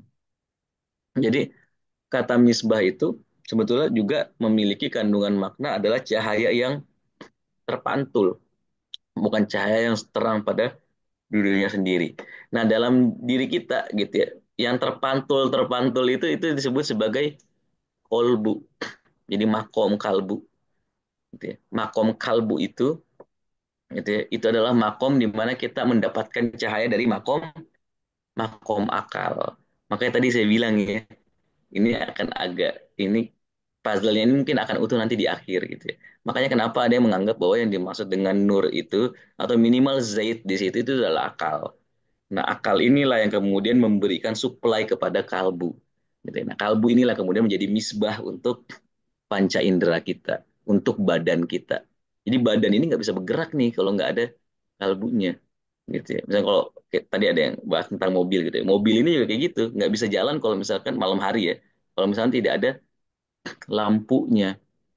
Nah, itu kalbu itu kayak gitu. Kalbu itu yang mengatur badan kita. Sekarang saya mau berdiri, saya mau duduk, gitu. Saya mau dengerin kajian, gitu ya. Saya mau ngapain, mau tidur, saya mau jalan-jalan, saya mau lari. Gitu ya. Itu semuanya adalah perintah kalbu kita, gitu ya.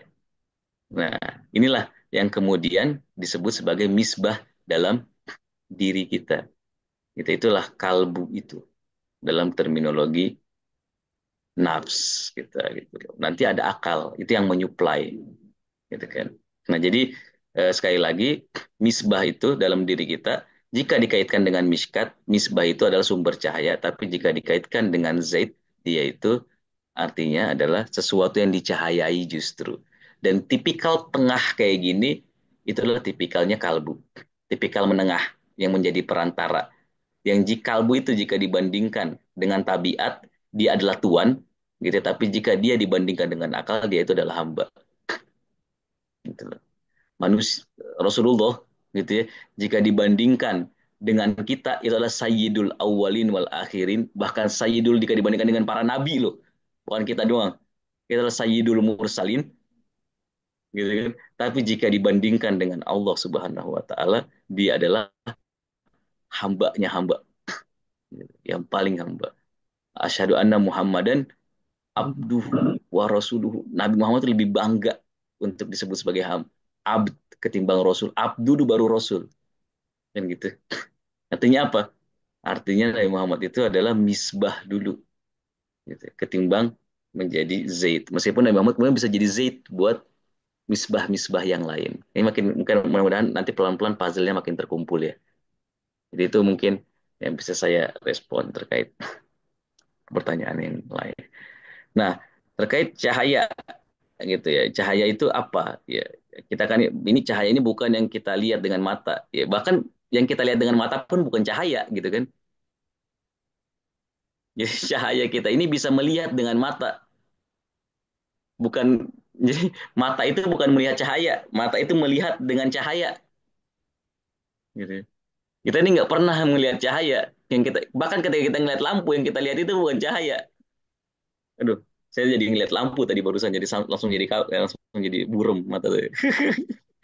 Yang kita lihat itu ya bentuk lampunya bukan cahayanya. Jadi cahaya itu ada sebelum penglihatan kita. Cahaya yang memungkinkan kita itu bisa melihat gitu ya. Jadi kita itu nggak pernah bisa melihat cahaya gitu. Kita melihat dengan cahaya gitu loh. Saking yang kemarin kita bahas di awal-awal itu kan. Zohirun li nafsihi wa muzhirun li ghairihi. Jadi cahaya itu adalah sesuatu yang terang pada dirinya dan menerangi selainnya. Sesuatu yang terang pada dirinya itu ya yang nggak bisa dilihat, dia yang membuat kita melihat loh. Jadi asal melihat itu ada karena dia, kan gitu. Maka cahaya itu ya itu adalah keterbukaan itu, momen inkisyaf gitu. Kasyaf, pernah dengar istilah kasyaf nggak? Momen ketersingkapan gitu. Ketika sesuatu tersingkap maka di situ ada cahaya. Jadi apapun ketika kita mengalami momen penyingkapan gitu ya, masalah tersingkap itu ada momen cahaya gitu ya. Ketika kita mendapatkan ilham, inspirasi, apapun itu momen cahaya. Maka ilmu itu juga disebut sebagai cahaya. Kenapa? Karena ilmu itu menghilangkan kebodohan, gitu kan. Itu adalah moment of light juga. Ya, perlu nih kita kadang-kadang bikin list dalam hidup ini, moment of light yang kita alami sehari-hari, setahun, segini, gitu. Ya light itu beda-beda nanti besarannya, gitu ya.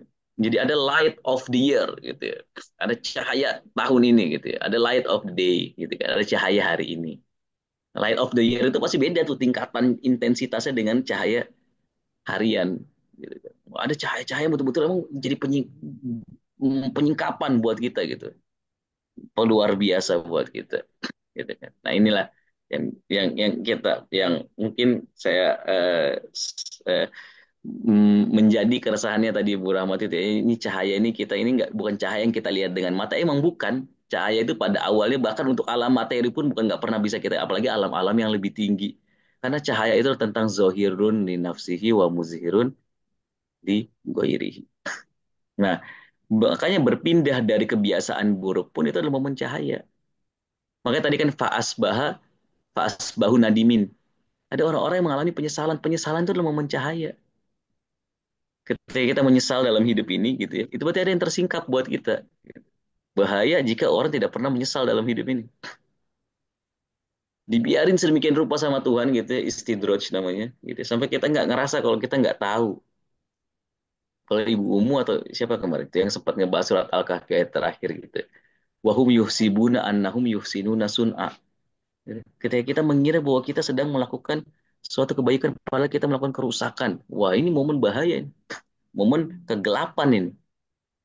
Jadi, momen kegelapan itu adalah momen kegelapan yang paling parah dan paling akut. Itu adalah ketika kita ngerasa kita memiliki cahaya.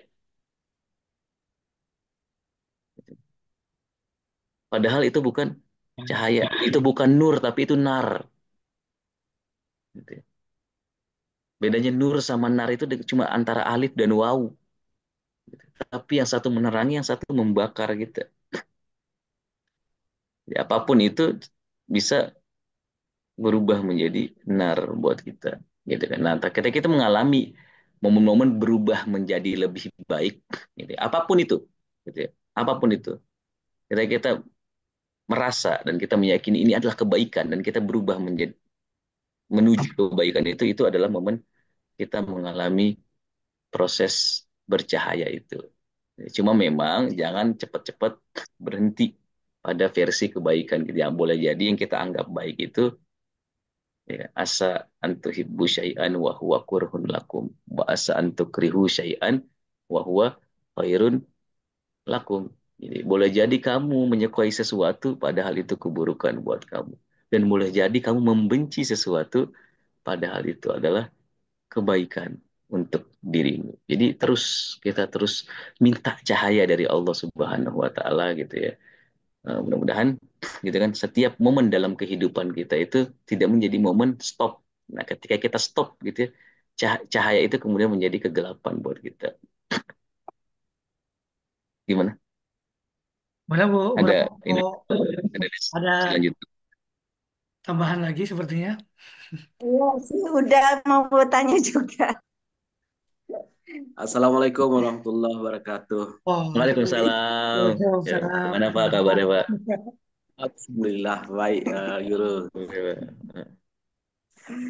Eh, saya ingin juga bertanya nih, Guru. Hmm, ya dalam kehidupan tuh kan kita memang butuh cahaya. Hmm. Kan di dalam Al-Quran juga dikatakan bahwa cahaya itu eh, Allah menerangkan bumi dan langit kan gitu. Sekarang saya nggak tahu cahaya itu yang ada di dalam hati atau di dalam sudur itu.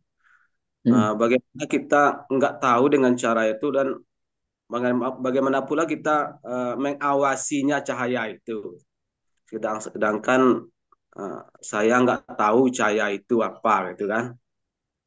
Jadi yang jadi pertanyaan saya Ustadz, di dalam surat Al-Hadid itu kan orang-orang munafik itu eh, dia besok dia minta cahaya kepada orang-orang beriman itu. Hmm. Ya, orang munafik itu kan dia minta cahaya kepada orang beriman. Jadi kata orang beriman, carilah cahaya itu. Jadi yang di sini pemahaman cahaya itu tuh menurut Al-Quran itu di surah Al-Hadid itu bagaimana tuh Ustaz? Itu yang pertama. Yang kedua, eh, cahaya di dalam sudur, di dalam hati kita itu apakah cahaya itu dalam bentuk yang batin atau apakah dalam bentuk zohir gitu. Iya, iya. Jadi seperti itu Ustaz. Nah, terima Iya. kasih Pak. Assalamualaikum Eh, warahmatullahi Waalaikumsalam warahmatullahi wabarakatuh. Masya Allah ya luar biasa nih Mungkin pertanyaan-pertanyaannya. ini Saya pertanyaan izin, terakhir mungkin Ustaz ya. oke, saya izin respon ya. Jadi gimana cahaya di dalam sudur itu kita ketahui dan bagaimana kita bisa menjaganya. Itu ayat Al-Qur'annya kan afaman syaroha sodrohu di Islam gitu kan fahuwa ala nurin min robbihi gitu ya. Jadi ciri-ciri adanya cahaya gitu ya ala nurin bahkan bahwa dia itu ada di atas cahaya gitu ya. Jadi cahaya itu melingkupi dia. Dan itu adalah cacat sudur gitu ya, ya dada atau apa namanya diri gitu ya yang bercahaya gitu itu adalah dada yang memiliki Islam di dalam hatinya. Jadi ciri-ciri paling utamanya gitu ya itu adalah hati yang memiliki Islam. Islam itu apa? Islam itu ketundukan gitu ya. Kata asli kata taslim gitu kan. Itu adalah ketundukan. Jadi Islam itu bahkan juga berarti keselamatan. Jadi ciri-ciri paling pertama yang membuat kita kemudian mungkin ya bisa merasakan kita itu ada di hati kita itu ada cahaya, di solder kita itu ada cahaya atau tidak. Itu ketika kita merasakan ada ketundukan dan keselamatan. Bahkan dalam hadis-hadis di Bukhari itu ketika mm, di Sahih Bukhari dan juga Muslim gitu ketika mendefinisikan kata Islam gitu ya, itu banyak sekali diartikan Islam itu adalah ciri-cirinya itu adalah orang yang tidak yang di mana orang lain tuh merasakan aman atas kehadirannya gitu kan. Jadi bukan cuma dia tunduk gitu ya selamat tapi dia juga menyelamatkan orang lain gitu kan. Orang lain tuh merasa aman ketika ada di sekitar dia. Ya, keadaan-keadaan ini mungkin bisa menjadi barometer gitu ya untuk kita kemudian mengevaluasi diri apakah kita itu sudah memiliki cahaya dalam sudur kita atau belum. Jika kita belum tunduk gitu ya, jika kita masih merasa tidak ada ketenangan dan keselamatan dalam diri kita, apalagi jika orang lain masih terganggu dengan kehadiran kita, maka mungkin cahaya dalam sudur kita itu boleh jadi bukannya nggak ada ya, tapi mungkin lemah dan kita perlu tingkatkan. Apalagi di hadis yang lalu kan kita sempat bahas tuh, apa sih alamat Rasulullah kan bertanya, tahu nggak kalian apa alamat-alamatnya orang yang saudaranya itu bercahaya, gitu kan? Dia adalah, ada yang masih ingat nggak? Ketika kita itu kemudian apa menjamu gitu ya kematian bahkan sebelum kematian itu datang ada tiga tapi di antara apa di antara ciri-ciri yang terakhir disebutkan itu apa menjamu kematian bahkan sebelum kematian itu datang jadi kita bersiap-siap gitu ya. Persiapan itu ada nggak di dalam hati kita jika itu ada maka itu adalah momen cahaya buat kita. Ya kan? Ataukah orang-orang yang mengalami ma'isyatan donka gitu kan itu hidupnya itu kayak sempit sekali gitu ya. Nah, itu momen-momen ketika kehilangan zikir. Nah, zikir itu pun adalah momen cahaya buat kita. Dan zikir itu bukan lafaz tapi hati, gitu ya. Meskipun jika dilafazkan juga baik, gitu ya. Jadi itu semuanya bisa menjadi barometer kita gitu untuk kemudian mengukur apakah ada cahaya dalam sodor kita gitu, bahwa ukuran yang paling pertama itu adalah keislaman, itu bukan hanya dari level syariat itu harus gitu. Tapi lebih dari itu gitu ya, kita memiliki ketundukan dan kita memiliki keselamatan, dan bahkan kita juga perlu berislam pada Nabi Muhammad Shallallahu Alaihi Wasallam gitu ya. Makanya selain solawat gitu ya, sallu alaihi wasallimu taslima kan gitu. Atau solawat aja nggak cukup, seolah-olah gitu ya. Ya ayyuhalladzina amanu, kan katanya Al-Quran gitu ya. Sallu alaihi wasallimu tasliman gitu. Dan tunduklah kalian setunduk-tunduknya gitu. Nah ini juga bentuk keislaman. Jadi ya mungkin itu barometer yang cukup jelas kali ya, yang bisa membantu kita untuk mengevaluasi diri apakah kita memiliki cahaya atau tidak, dan menjaganya bagaimana ini ya, proses konteks menjaga ini adalah konteks miskat.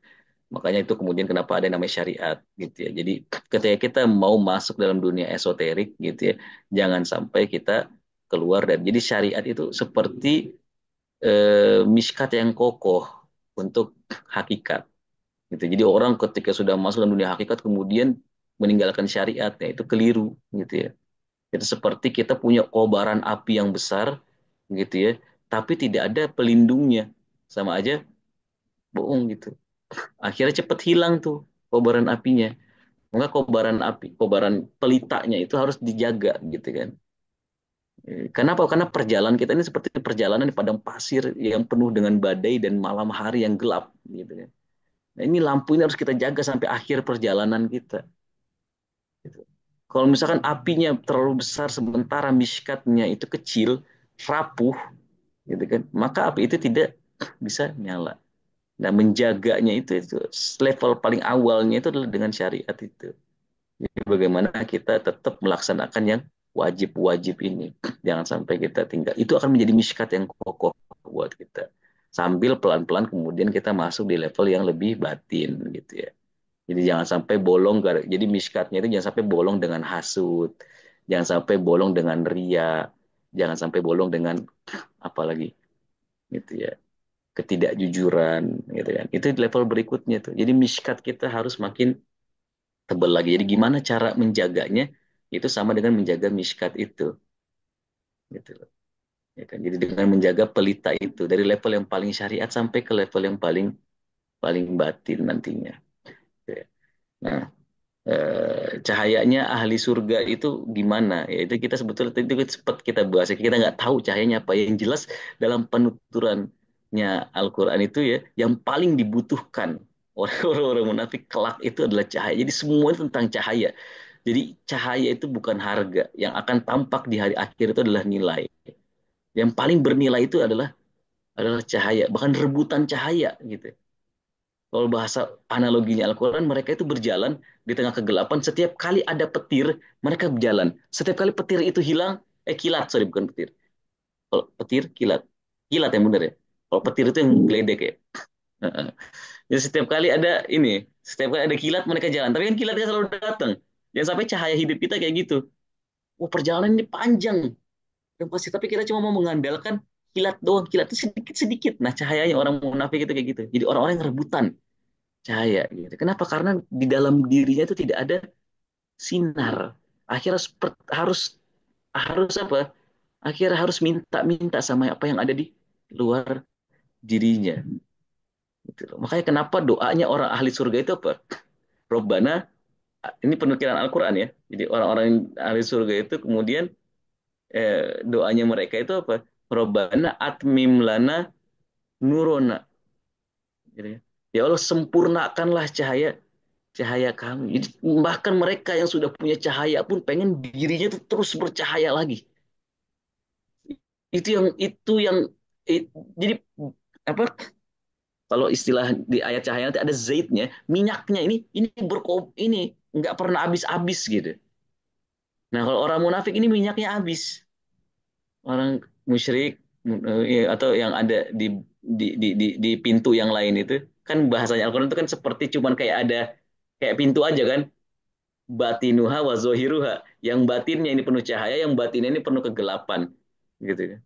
Nah, orang-orang munafik gitu, musyrik dan lain sebagainya yang digambarkan sama Al-Quran itu adalah orang-orang yang akhirnya nggak punya daya produksi cahaya lagi. Karena minyaknya udah kekeringan. Akhirnya mereka cuma bisa berharap serpihan apa ya? Bukan serpihan, kalau cahaya itu apa? Percikan-percikan gitu ya.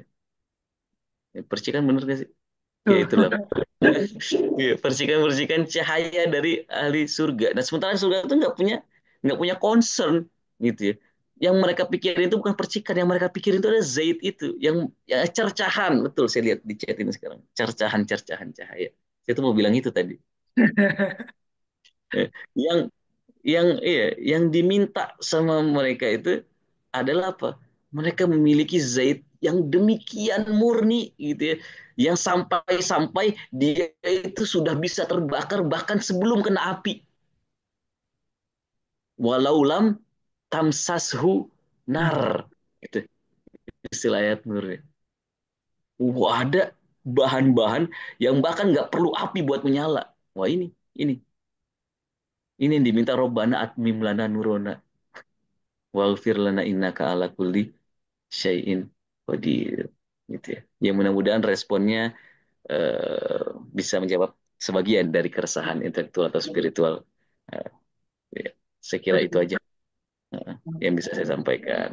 Ini memantik nih dari Bomo juga jadi ingin bertanya lagi. Cuman karena waktunya nih Bomo yang mohon maaf.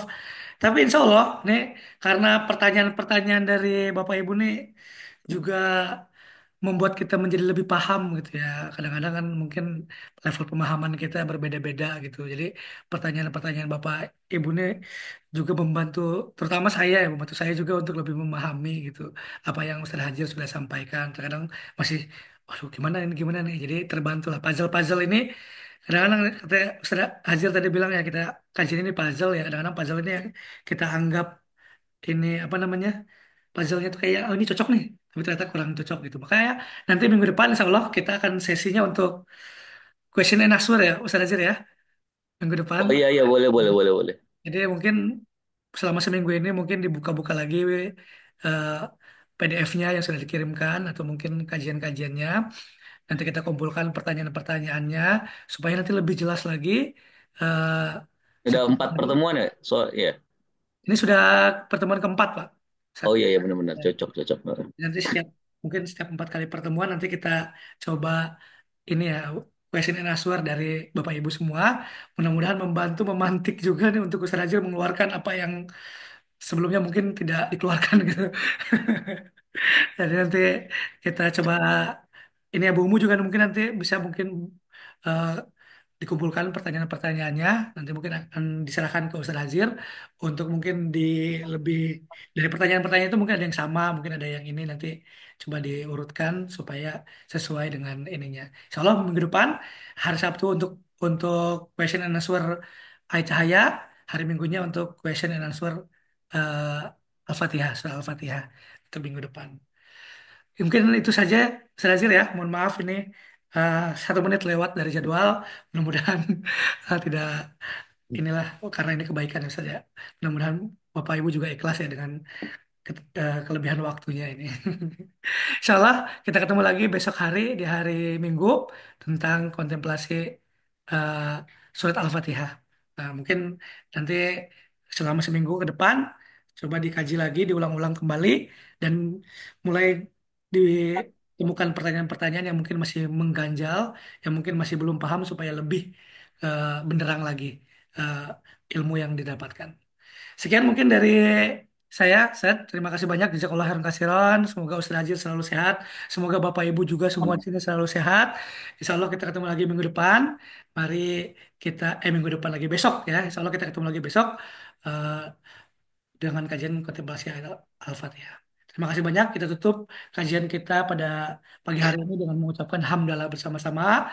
Alhamdulillahirabbil alamin dan juga doa kafaratul majelis. Subhanakallahumma wa bihamdika astagfiruka wa atubu ilaik. Terima kasih banyak Bapak Ibu semua. Sampai ketemu besok. Assalamualaikum warahmatullahi wabarakatuh. Waalaikumsalam warahmatullahi wabarakatuh. Terima Ya, kasih Ustaz. Bapak Terima Ibu kasih dan banyak Bapak Ibu teman-teman semua. semuanya. Mohon pamit. Sehat-sehat selalu. Sehat-sehat. مولاي صل وسلم دائما أبدا على حبيبك خير الخلق كلهم. مولاي صل وسلم دائما أبدا على حبيبك خير الخلق كلهم. يا نبي سلام عليك، يا رسول سلام عليك، يا حبيب سلام عليك، صلوات الله عليك. صل على النبي وتبسم، ده النبي تبسم وتبسم، ده النبي تبسم. اللهم صل عليه. قلبي المتيم كلما صلى عليك وسلم ذاق السعادة مغرما. يا سيدي يا محمد صلوا عليه شافع الأمة، بذكر الرسول تشحذ الهمة. يا ربي بجاه النبي أزح الغمة، يا ربي بجاه النبي أزح الغمة. قمرون قمرون قمر سيدنا النبي قمرون، وجميل وجميل وجميل وجميل سيدنا النبي وجميل. محمد نبينا بنور هدينا، من مكة حبيبي نور سطع المدينة. من صلى صلاته واتحلى بصفاته، يا بخت اللي في ظله ماشي يشفع له في مماته. صل على محمد السلام عليك يا